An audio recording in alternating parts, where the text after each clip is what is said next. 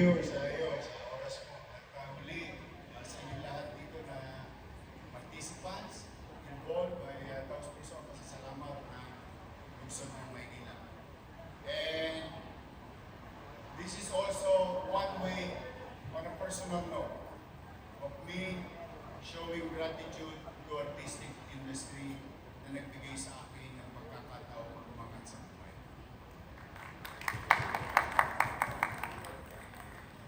Dahil sa visual arts, other artistic skills that we have in different undertakings.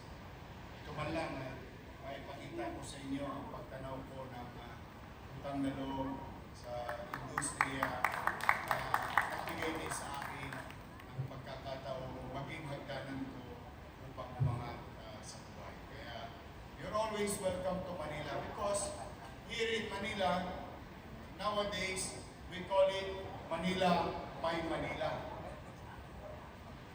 You can call it that way because one way or another, I'm going to be like Serang Prana. May karanasan kayo sa Maynila.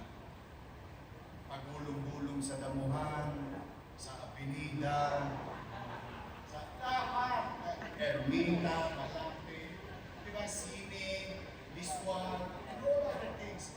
Eskwela. So that's why our campaign in the tourism, we've been trying to promote this by and how networking, calling it and spoke, Manila by Manila. And it is our Manila by Manila. So magandang tanghali na, baka mag-abono pa ako dahil alam ko nagkagahan na kayo.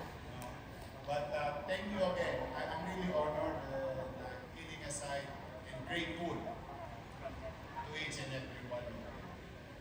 This is the beginning, and I will see you again next year. Thank you, Mayor. Maynila, Dalhin.